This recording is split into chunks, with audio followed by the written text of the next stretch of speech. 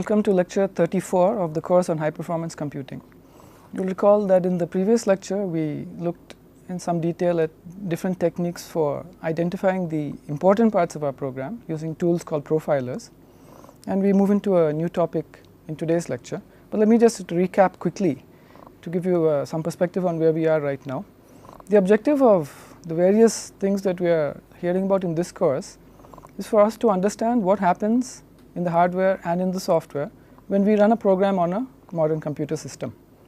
And in the previous class we learned about profiling, the techniques through which we can learn more about which are the important parts of our program from the perspective of concentrating our optimization efforts possibly only on those parts, maybe a small number of functions or small regions of the program, for example important loops of the program which we might identify using basic block profiling of some kind. Now in the previous topics of this course we have looked at the hardware and the software through which the execution of programs is enabled on a computer system. And in fact at the time that we were looking at the different aspects of architecture, like the hardware which is involved in the execution of instructions, or the hardware which is involved in remembering, in other words the memory and the cache, as well as the operating system and the software side of things, there were in fact a couple of problems which we did not address but which we will now have to take into account in order to progress further in our understanding of what happens when a program executes. So I am going to just quickly talk about at least two of the problems that we have not considered in the scheme of things that we were discussing until now.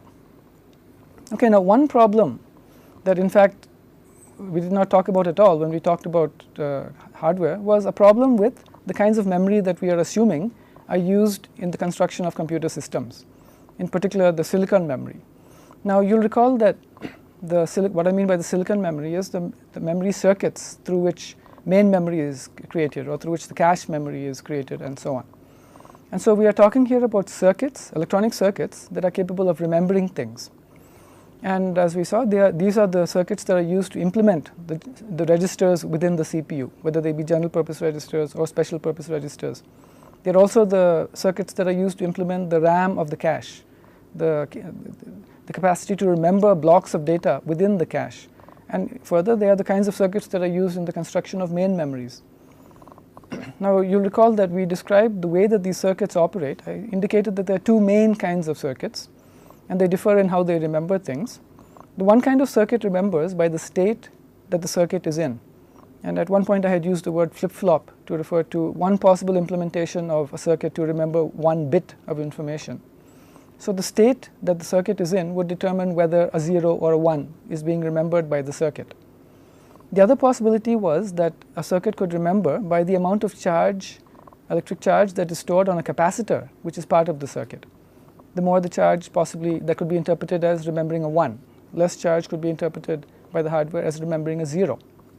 So these are the two main ways in which the circuits remember, either by the state the circuit is in or by the amount of charge that is stored on a capacitor which is part of the circuit. Now in both of these cases, the question that we didn't ask was what happens when the circuit is turned off or the computer system is turned off.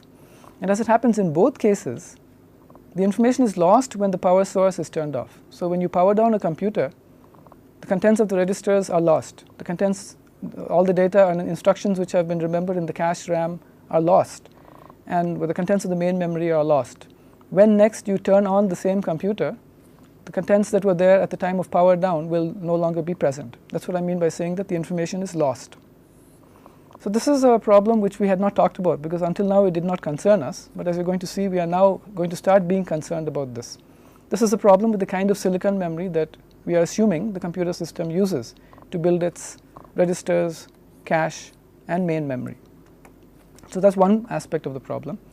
Another aspect of the problem is the whole idea of how we expect programs to execute on a computer system. So we understand that when we type a.out in response to the shell prompt, the program will be loaded into memory and then will execute. And when the program is in memory, it runs as a process. So the instructions of the process is an operating system abstraction, but when there is an active process which is running, instructions of that process are executed on the CPU, and the data of that process may enter the registers of the CPU and get manipulated, and so on. But the main state information about the process is actually stored in memory, And we talked about the memory image of the process as being made up of its text, which is the instructions comprising the program, of which the process is an execution, the data, the stack, and the heap, the different kinds of data with different lifetimes that are associated with the execution of the program that is represented by that process. So the memory image of the process was an integral attribute of the program in execution. When the values of variables change, they are reflected in the change in the values of the variables within that memory image. Now once again, the question that we didn't ask is, what happens when the program finishes execution? In other words, the a.out program has finished execution, and it had computed various pieces of information, various kinds of data, and the data could be in the text, the data could be in the data segment or the stack or the heap. But when the program finishes execution, suddenly all that data ceases to exist. So all the instructions, the data, the stack, and the heap which were in memory when the program was executing disappear when the program finishes executing. And this requires us to relook at our discussion of the lifetime of data. Because very clearly the execution models that we have been talking about up to now are leaving something out. So let me just remind you that when we talked about the lifetime of data, we looked at three possibilities. One was that there could be pieces of data which came into existence when the program starts execution and which cease to exist when the program finishes execution. And that's why we would talk about the lifetime of such a piece of data as the execution time of the program. And you could imagine that if you had a program in which there was a global variable x which was declared, then this variable x would come into existence when the program starts executing and would cease to exist when the program finishes executing. And this variable x might be implemented in the data segment, the data part of the memory image of the representing the process. So this is one possibility about lifetime. The second possibility about lifetime that we saw was there could be pieces of data whose lifetime was the time between their explicit creation and their explicit deletion. And we know here that we're talking about dynamically created pieces of data, and they may come into existence because the program executes a function such as malloc, memory alloc, through which a variable is created in memory, in the heap region of memory, and is associated with a pointer that points at it, through which the program can refer to that piece of data. So this was the second possibility and relates to dynamically allocated variables which would be handled in the heap part of the memory image. The third possibility of lifetime that we saw was that there could be a piece of data which comes into existence when a function is called and ceases to exist when the function call returns. And we saw that such variables would be could be local variables of the function, they could be the parameters of the function, could even be the return value of the function, depending on how tightly you look at this definition of lifetime. But in all these cases, it would be the model that we understood was one where these data with this kind of a lifetime would be allocated on the stack region of memory, and therefore the stack would grow and shrink as functions called and returned. So all three of these are, and these were the only three lifetimes for data that we talked about. In all three cases, the best that one could expect is that the lifetime of a piece of data could be the entire execution time of the program. This relates back to the previous slide that we had, where we had explicitly said that this is a problem. This seems to be restrictive. You cannot have data that survives after the program finishes executing. And the lifetimes that we had seen up to now were clearly of that kind. The largest possible lifetime was the execution time of a program. We clearly need to be talking about a longer lifetime than this, because there must be situations where we want to have data that exists after the program has finished execution. So I'm going to add a fourth possible lifetime. And the fourth possible lifetime is of data which continues to exist beyond the execution time of the program. So the data may have existed before the program started executing. The data may have been used by the program when it was executing, but the data may continue to exist even after the program has finished executing. And in fact, I will go even further and say the data might even continue to exist if the power fails while the program is running.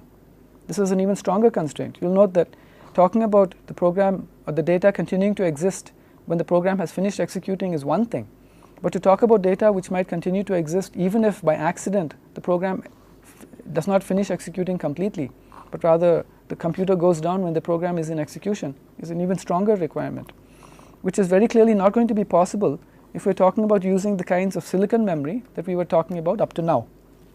So for the first time, we're talking about a class of data whose lifetime requires that something other than silicon memory be used for the storage of such data, which is a whole new class of data, which is why we're clearly moving into a new topic. And the name of the topic is item number 8 in our agenda is what is referred to as file systems. So you've all used files. I've even referred to the file system calls when we talked about system calls, and we all have a rough idea of what a file is. But let me just go ahead and say that a file is storage associated with data that continues to exist beyond the lifetime of the program that may have created it, or the lifetime of a program that may have used that particular piece of data. So the file directly addresses the problems that we had identified in the previous few slides. So files essentially exist to allow data to live beyond the lifetime of a program. And what we mean by the lifetime of a program is the execution time of the program.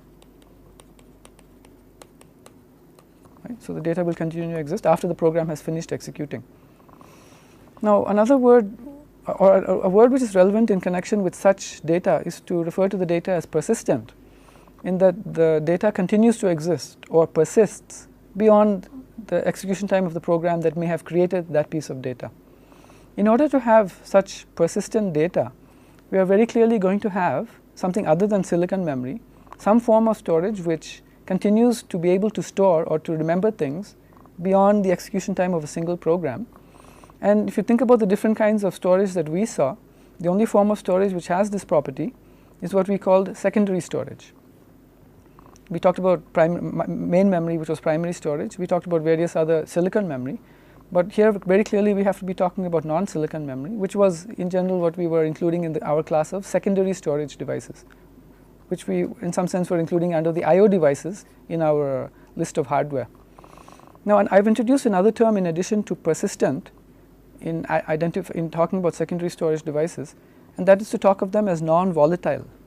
And that too has this implication of volatility is the implication of ceasing to exist or being temporary in nature. Non-volatile has the implication of being something which is of a more long-lasting or persistent nature.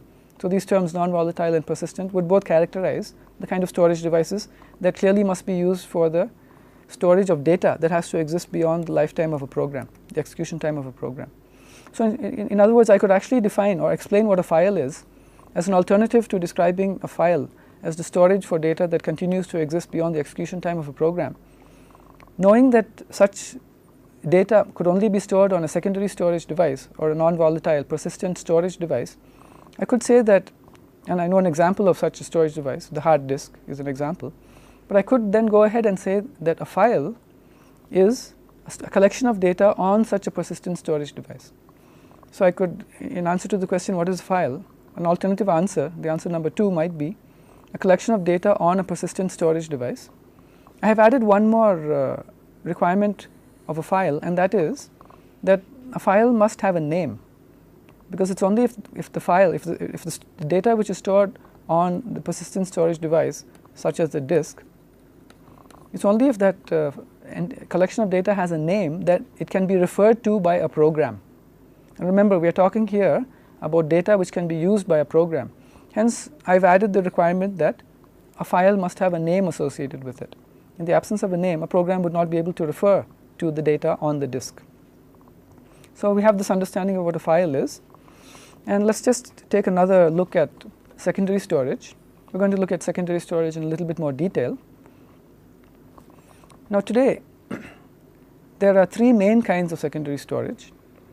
The first kind of secondary storage is persistent and non-volatile, but the way that it stores information is through properties of magnetic media. So these are typically referred to as magnetic storage devices. The second kind of secondary storage device remembers or stores information by the optical properties of certain devices, and hence they are referred to as optical storage or optical secondary storage devices. And the third, which I don't know if I have talked about in much detail before, is what is known as flash secondary storage. And here, what we actually have is something which is a form of silicon memory, but special in that even though it is a silicon memory, it continues to be able to retain the information that is stored in it well beyond the power source has been disconnected. and that is because it has a very slow rate of leakage of the charge or of the information that is stored in the silicon memory. So flash is something like the silicon memory that we talked about, but special in that it is very carefully designed so that the information dissipates from it or leaks away from it at an extremely slow rate when the power source is switched off, and therefore one can still think of the flash memory as being persistent or non-volatile. The information continues to exist after the power source has been removed from the flash device. And we saw examples of magnetic storage. I talked about the hard disk drive. Every computer system, most computer systems that you have dealt with have a hard disk drive. In the not too distant past, a very popular form of storage was the floppy disk. One would carry floppy disks containing one's program or data, insert it into the floppy disk drive in the computer system, from which information could be read, files could be read. And even today people sometimes use magnetic tape cartridges, which are long reels of magnetic material on a tape. So once again the storage is done by the magnetic state of the the state of magnetic information stored on the device in all three cases. We've also seen some examples of optical secondary storage devices, the compact disc, the VCD, the DVD. These are all forms of these are all secondary storage devices, non-volatile, persistent, in which the information is stored through some optical property of the medium. Finally, flash also is something you would have encountered before. Many of you use memory sticks. Many of you use MP3 players which contain no hard disk. The MP3 player that you have clearly does not have a hard disk or an optical storage device, but rather remembers the music or other pieces of information that you have stored on it on a flash secondary storage device. So these are all examples of things that we have seen before, and in fact any one of these could be used for the storage of files. Now, as it happens, for most of the computer systems that you will be using today, the file system would typically be, or at least one of the file systems that you would have access to would typically be on a hard disk. Though it is certainly possible that you could have files stored on floppy disks or magnetic tape cartridges, and you could certainly have CDs and DVDs and VCDs containing files that you could insert into the system and read the files from, and the same is true of memory sticks. But an important part is played by the file systems which are provided on hard disks in many of the computer systems that you will deal with today. Both desktops and many of the laptops still use hard disks. So I'm going to concentrate a little bit more and talk about the characteristics of a disk drive, a hard disk. So we're going to look at the properties of magnetic hard disks. Now, if one was to open a hard disk and look inside, one would see that the magnetic material is actually coated onto a surface of something called a platter, and this is the surface from which the word disk comes. The word disk is actually just referring to a circular flat object, right? And basically the magnetic disk contains such disks, and the technical term which is given for each of those disks is to refer to it as a platter. So there is a platter which is covered with magnetic material, and the information, the data or the instructions that are to be stored in the file are actually stored by the magnetic state of the coating on the platter. Now, one key piece of information about the platter is that it is rotating, and therefore when we think about a platter, one could have, if I broke open a hard disk and I viewed the platter from the top, what I would see would be a circular disk. And I am showing you the circular disk over here. We are looking at it from the top. Now it is rotating, therefore it would also be beneficial for us to look at it from the side. But for the moment we just think of it as a hard disk. I am looking at the platter from the top. So this is the platter, and it has a magnetic coating on it, which is what I am showing by this yellow color. Now if I looked at it from the side, this once again is the hard disk platter looked at from the side. Recall that it is rotating, which means that it must be rotating around its, I had showed you the center of the disk.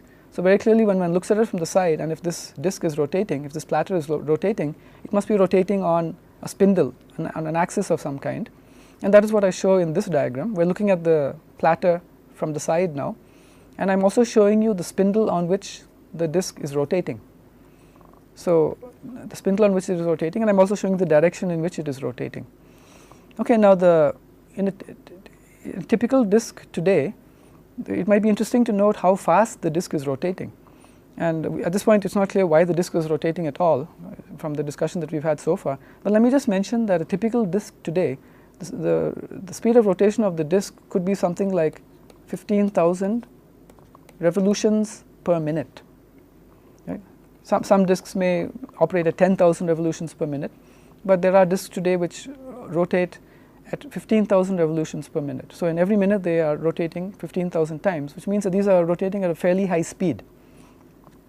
Right? And in order to do this rotation, as we had learned earlier, they must have motors. So there are many mechanical devices in the hard disk, unlike the silicon memories and the CPUs that we saw up to now, where there were no mechanical devices. The hard disk certainly has many mechanical devices, such as the motor. The motor is electrical in nature, but it does this movement, which is why I refer to it as a mechanical device. Okay, now so much for the platter.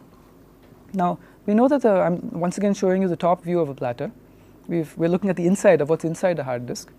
So the platter is coated with a magnetic material, but the magnetic material is not just painted on top, but rather has some structure to it.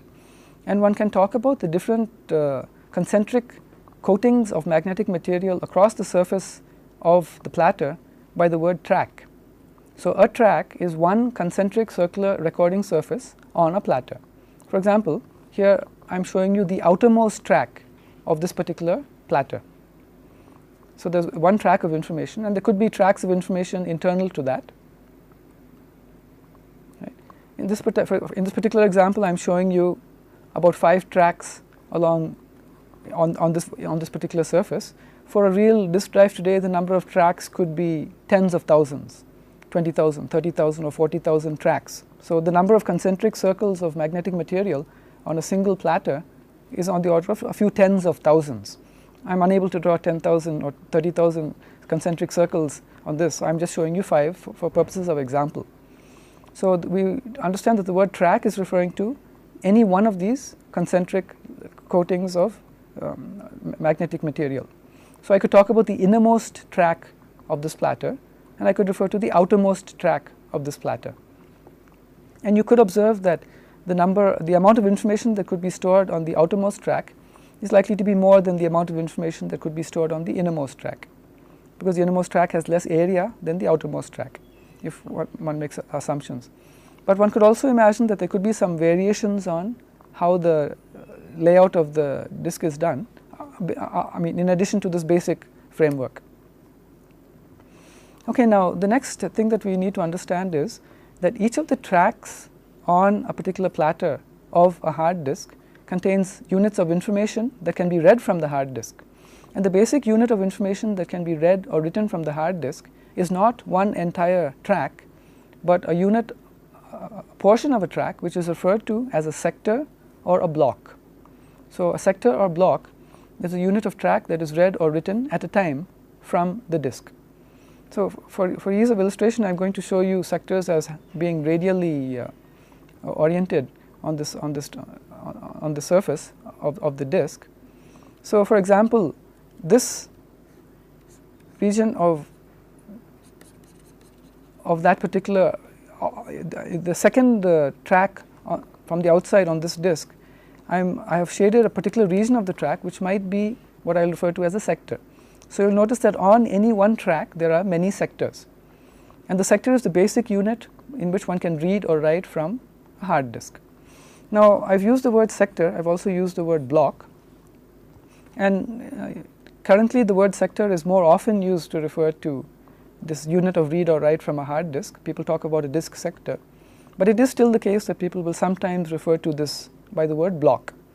I have used the word block in connection with cache memories, therefore it would be a little bit confusing. But in the current discussion, when we're talking about file systems, whenever we hear the word block, just understand that it is meant to be synonymous with the word sector.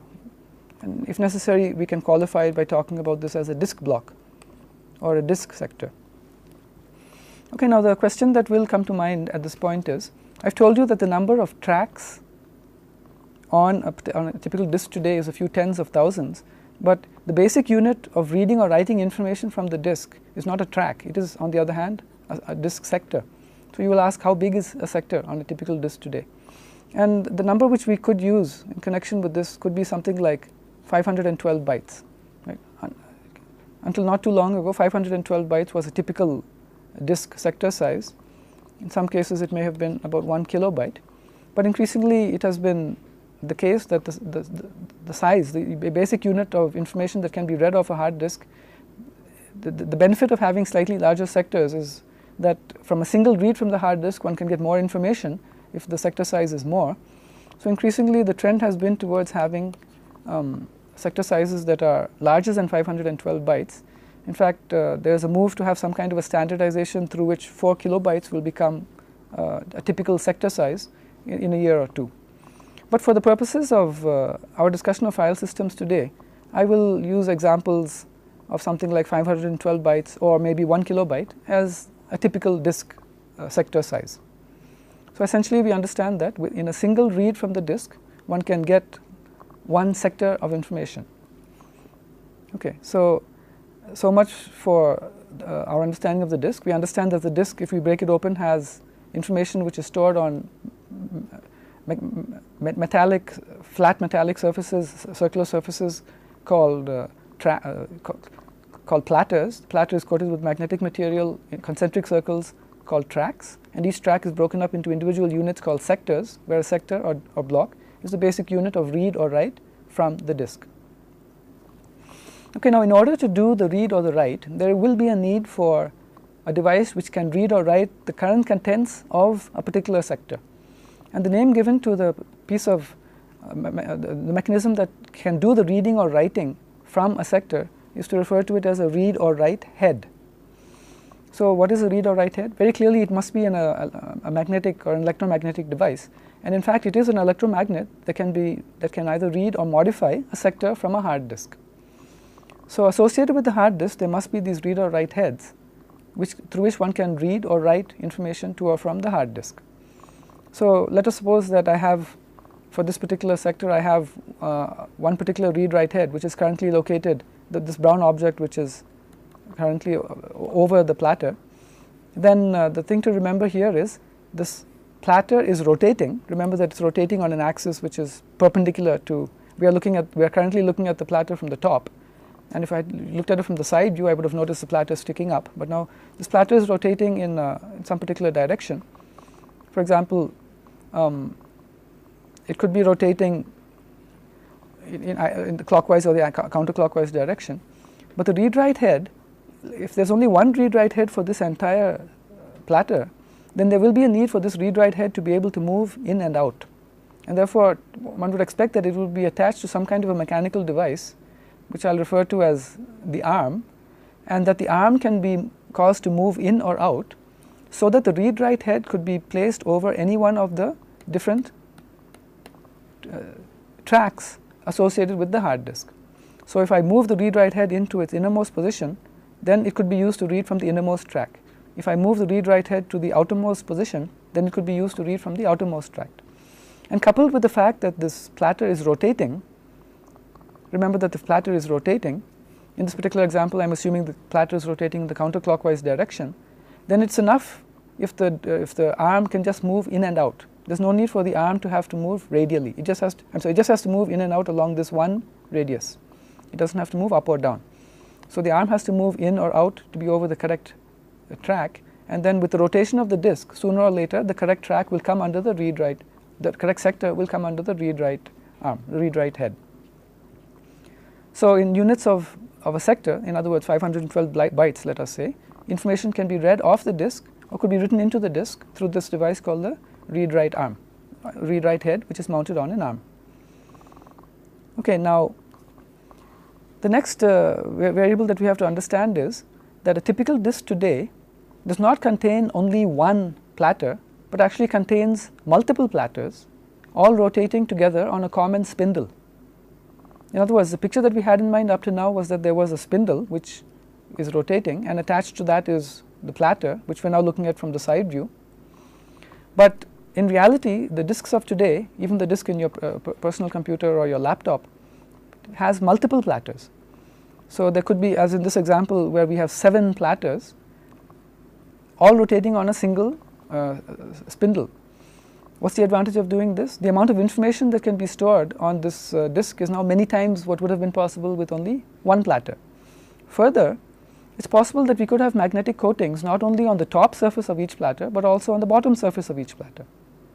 So rather than thinking of the capacity of a disk as being determined by only the number of platters in terms of one surface per platter, we understand clearly that there could be two magnetic coatings on each platter. What does it mean if we have two magnetic coatings on each platter? So there's a magnetic coating on the bottom of this platter, there's also a magnetic coating on the top of this platter, there's also a magnetic coating on the bottom of the platter. But very clearly I will need a separate read-write head for each of the surfaces. So there will be a need not for one read-write head for each platter, but for one read-write head for each surface. So I'll need one read-write head for the upper surface of the topmost platter, another one for the lower surface of the topmost platter, and so on. So associated with such a disk in which there are multiple platters, there will have to be a separate read-write head for each surface, not for each platter. And on the left over here I've shown you for this example how many read-write heads might be needed. You notice that there's one for the uppermost surface, one for the lowermost surface of the upper platter. Similarly, for each of the platters there are two read-write heads for a total of 14 read-write heads. I'm indicating the read-write heads by these small brown boxes towards the outermost side of the platters. Now you will also notice, if you look very carefully at this diagram, that I'm showing the read-write heads as not being in contact with the platter, but slightly above the platter, and this may be an important consideration. You will remember that the platters are rotating at fairly high speeds, possibly 1500 revolutions per minute, and therefore if the read-write head was actually in contact with the platter, very soon the magnetic coating would get scraped off. So obviously there would be a need to have a sufficient gap between the read-write head and the platter so that the reading or writing can happen through the electromagnetic properties, but it should not wear away the magnetic coating of the disk. Hence I show a small gap. Now we had talked when we first learned about the read-write head, I had talked about the need to mount the read-write head on an arm which could move in or out to allow the reading or writing to be done for any of the tracks of a particular platter. Now we now have a need to have one arm for each of these 14 in this example read-write heads. So I show 14 of those arms, and this raises a few possibilities. It could be possible to have a disk in which each of the arms could independently move in or out, but that would make the design of the disk somewhat more complicated than if I had a single movement of all the read-write arms together, which is what I'm going to assume in this case. So I'm going to assume that all the heads are connected to a single actuator. In other words, all the read-write arms are actually connected together, as I show in the leftmost side. So this connection among all the read-write arms is what I'm going to refer to as something that is moved in or out by a motor, which is what the actuator term comes in. So the general idea here is going to be that we will assume that all of the read-write arms move in or out together.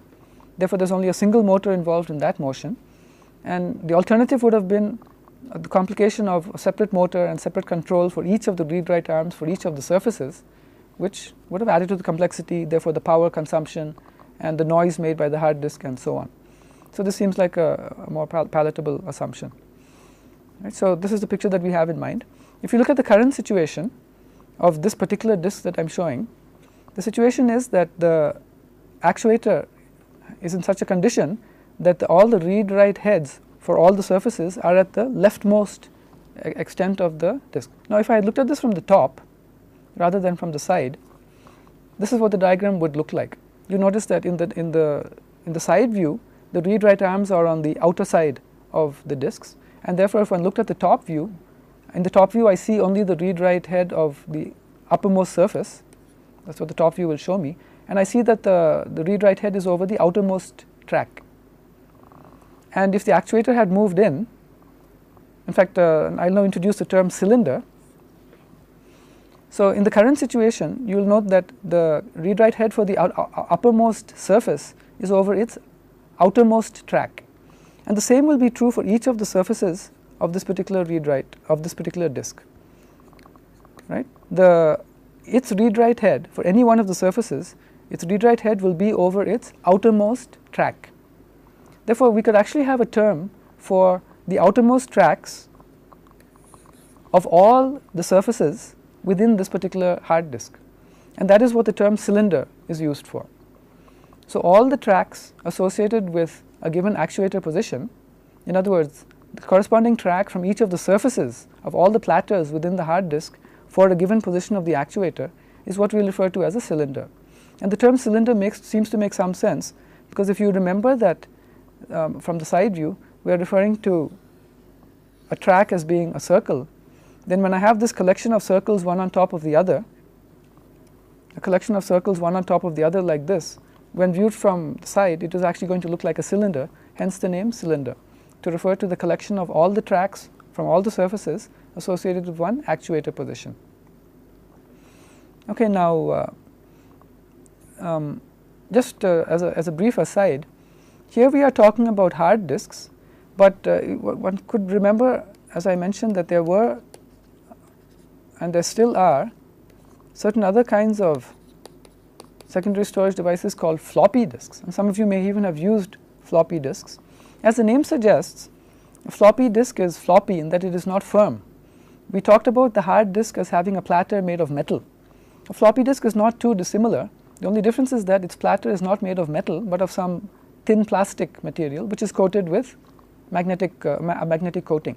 So, the principle of operation of the floppy disk is similar to that of the hard disk, other than the fact that it is not a firm surface but has a thin surface which is pliable, and hence the word floppy. And in floppy disks too, one had this possibility of having a floppy disk which has a magnetic coating both on its upper surface and on its lower surface, but there isn't really the possibility of having many floppy platters in a single floppy drive, because of the fact that it is not a very firm surface. Therefore, one cannot have read-write heads that sit a little away from each of the different surfaces. So, the floppy disk was somewhat restricted in its capacity and its capabilities, but was pleasant in that because of its floppy nature and the low cost of the materials used to construct it, it was possible to have floppy disks available at a very low cost. Okay, so that was just an aside about floppy disks. We are currently still interested in hard disks. So, we have understood that there are platters with multiple surfaces, 2 surfaces per platter. There are tracks and sectors or blocks where the information is stored, and this concept of read-write heads and cylinders. Okay, now moving ahead, for any particular position of the actuator, for example, in this diagram, the actuator is such that the read-write heads are over the outermost track of each surface. Now, what if the actuator was moved, the disk was activated so that the movement of the read-write heads went so that all the read-write heads were over the innermost track? Then, in other words, if the actuator then moves the heads in completely, then the diagram would look like this. Remember that in the previous situation, the read-write heads were over the edge, the outer edge of the side view, but if the actuator moves everything in, then the read-write heads will be over the innermost part, just off the spindle. And in the upper view, we would actually notice that each read-write head was over the innermost track, and that would be referring to now as the innermost cylinder. So, I can talk about the innermost cylinder, and I could talk about the outermost cylinder. Right. So, in the current diagram, the current cylinder is the innermost track of each surface. Okay, now with this understanding about what's happening inside the disk and some additional information about the floppy, we can ask some other questions about disks. One important question is, and this is a question that we had approximate answers to earlier without a proper understanding of what was happening inside the hard disk, but the question of how long does it take to actually read or write a disk sector? We know that the size of a disk sector could be 512 bytes or 1 kilobytes, but that is the unit of read or write from a hard disk. And the question is, how long does it take to read or write from a hard disk of the kind that we are currently talking about? Okay, now given our understanding of how the hard disk is constructed, we can work out the various steps that may have to take place in order to read information out of a hard disk. Now, how does this requirement to read information from a hard disk arise? It arises because a program made a request through which it became necessary to read from a hard disk. For example, we are talking now about file systems, so it's possible that a program did a read operation on a file, as a result of which it became necessary to read from a hard disk. So, all of this is going to be initiated by program behavior. Okay, now the piece of information that is required from the hard disk is going to be available in some particular sector, and therefore there must be some notion of a sector address, right. So we are talking about reading a particular sector, maybe sector number 1000 of a hard disk. Okay, now one thing which will certainly have to happen is that the read write arms will have to be moved into such a position so that they are over the correct cylinder as far as the sector of interest is concerned. For example, if the particular block this particular sector that is required by the program is on the outermost track of a particular surface of the hard disk, then the one thing which will have to happen is that the read write arms will have to be moved so that they are over the outermost cylinder of the hard disk. On the other hand, if the sector that is required is on the innermost track, then the read write arm would have to be moved by the actuator until it is over the innermost cylinder of the hard disk. Now the amount of time that it takes to move the read write arms so that they are positioned over the correct cylinder or track is what is referred to as the seek latency. The operation of moving the read write arms is what is referred to as seeking. And therefore one component of the amount of time to read a sector out of the hard disk is the seek time, and this is basically the time for the actuator to move the disk arms to be over the correct cylinder, and one knows the correct cylinder based on which disk sector is required by the current read write access. Now once the read write arms are positioned over the correct cylinder, one has to of course wait for the correct sector to come under the read write arms. Remember from our diagram that it's not enough for the read write head to be over the correct cylinder. It could well be that the sector that we are interested in is a sector which is not currently under the read write arm, but that as the disk rotates, sooner or later that particular sector will come under the read write head. So the second component of the amount of time that it takes to read from a disk, to read a sector from a disk block, is what I'll refer to as rotational latency, and this is the amount of time that it takes for the correct sector to rotate and become under the read write head. Right. So this is the second component of the amount of time that it takes to access to read or write a disk sector. Now once the seeking has been done and the rotation has been done, then we are in a condition where the read write head can actually read or write information to or from the disk. The next question is, how much time does it take to transfer the information that has been read by the read write arm into the memory, which is where the data was supposed to be read to, or to transfer the information from the disk into the computer, the processor. And this is what I will refer to as the transfer time, the time for the data to be transferred from the hard disk to the computer system, maybe to the main memory. Okay, and this also has to be viewed as part of the read write time for the disk. So I'll add it as a third component. Now there is a fourth possible component, and let me first motivate the component before putting its name up. Now you will notice that these disks, the way we have described them, are fairly complicated electromagnetic and mechanical entities. And in computer systems of today, where it is important to try to keep the amount of power consumed by the computer as low as possible, or the amount of heat generated by the computer as low as possible, in the interests of environmental reasons and keeping the cost of running the computer down, it may occasionally be necessary for the disk to be powered down. For example, if you consider that there is a situation where there has been no disk activity for a significant amount of time, then instead of the disk continuing to rotate, the disk rotation could actually be ceased, and subsequently if there is a need to access the disk could be rotated again.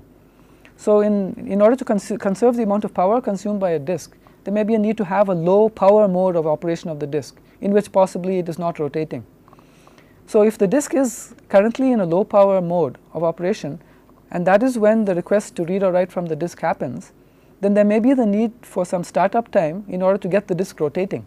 So I'll add that as a possible fourth component to the amount of time that it takes to read or write from a disk sector. And that I'll just write it as the disk may currently be in a low power consumption mode, possibly not spinning, in which case it may take some time for it to come back into a mode from which the read or write of the data from the disk can be done. So these are four of the components, four main components of how much time it takes to read or write from a hard disk, to read a sector from a hard disk.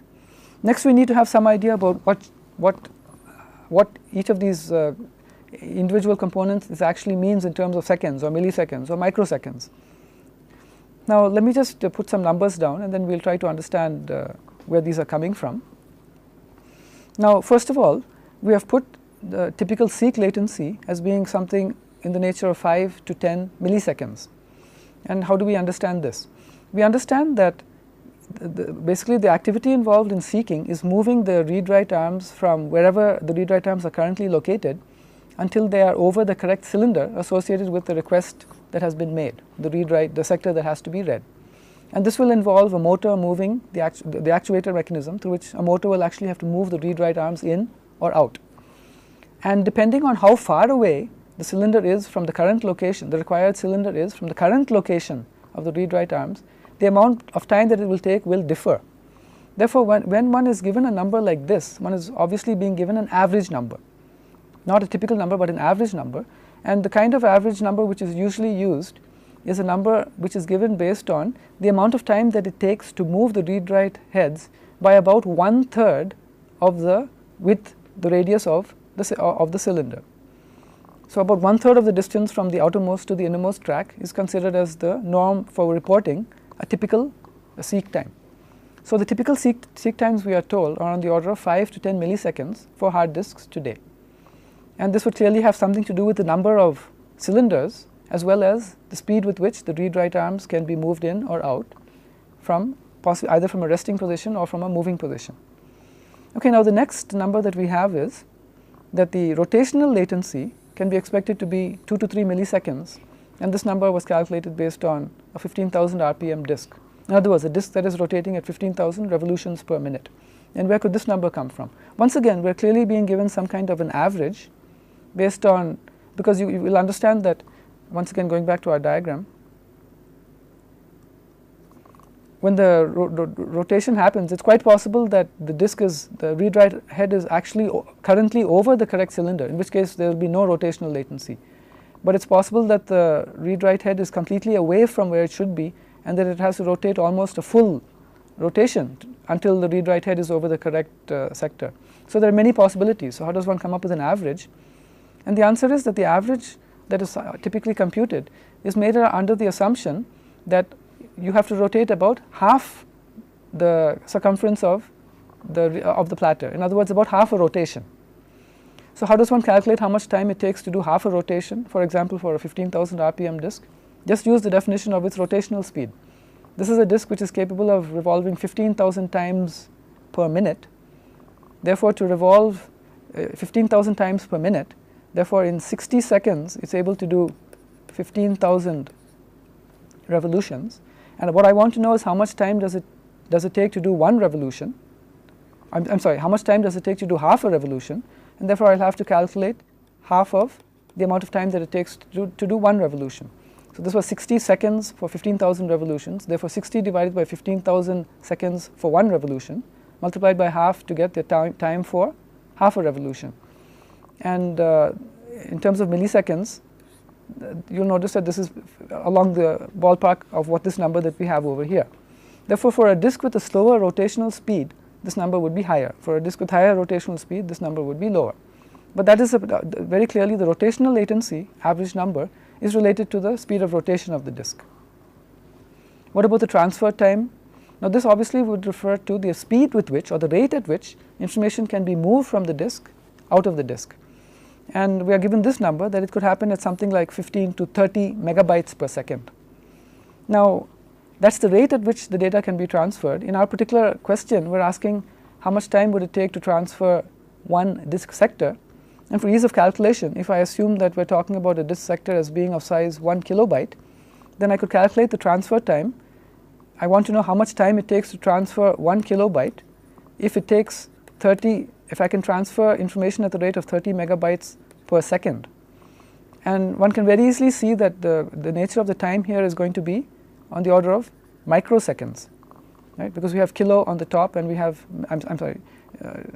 well, it's going to be a low number in comparison with this 5 to 10 milliseconds that we have over here. But one can calculate the amount of time that it could take to transfer one disk sector, assuming some size for the disk sector, such as 1 kilobyte, based on this transfer speed. So the kilo and the mega are different by about 10 power 3, and therefore if I remove the 10 power 3, I will get milliseconds over here. So about 1/30th of a millisecond which is on the order of 30 microseconds, which is what I was talking about over here. So ballpark, we may be talking about a few tens of microseconds for the transfer. So just going back, the seek latency on average could be 5 to 10 milliseconds, the rotational latency could be 2 to 3 milliseconds, and the transfer time could be a few tens of microseconds. Therefore, in some sense, one might say that the transfer time is negligible in comparison to the seek latency. The rotational latency itself is small compared to the seek latency, and one might argue that the seek latency is what is going to dominate the read-write time for a sector, and that therefore one could argue that the amount of time that it takes to read or write from a hard disk, a single sector, could be something like 5 to 10, and then you add 2 to 3 to that and come up with something like 7 to 13 or 7 to 13 milliseconds, which is the kind of number that we had talked about earlier. I had loosely said that it takes a few milliseconds to read a sector from a hard disk. Now we have left out one component for which there is a much larger time associated with it.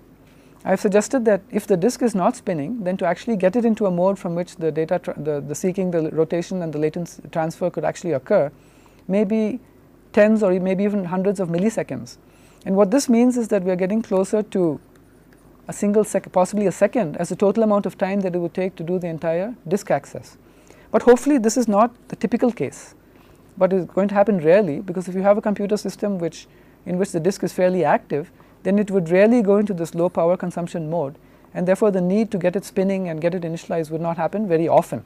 And therefore, in talking about the typical amount of time to access a block or a sector out of disk, one would be forgiven if one just ignored the last component and concentrated on the seek and the rotational latency. The transfer time, as we have seen, is significantly smaller. Okay, with this we have a good understanding about what's happening inside the hard disk, and just to distill out one or two important lessons from this, we understood the structure of what's happening inside the hard disk, and in effect we realized that seek and rotation are the two important components of time in accessing a component of a hard disk, and that if the operating system is going to play a part in trying to improve the performance of the hard disk by some kind of scheduling mechanism, then either the seek or the rotation are the two mechanisms of the disk which it may have to try to control. Now with this introduction to file systems, the background of what's happening inside a hard disk, we will now be in a position in the next lecture to move ahead and try to talk about the functioning of a file system, how the files are actually located on such a hard disk, how the operating system helps to provide the files, the individual blocks or sectors of the file to a program when the program requests a particular file sector or block. And fundamentally the background that we required from the hard disk has now been covered.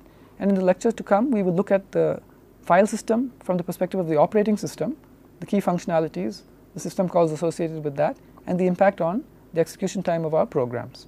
Thank you.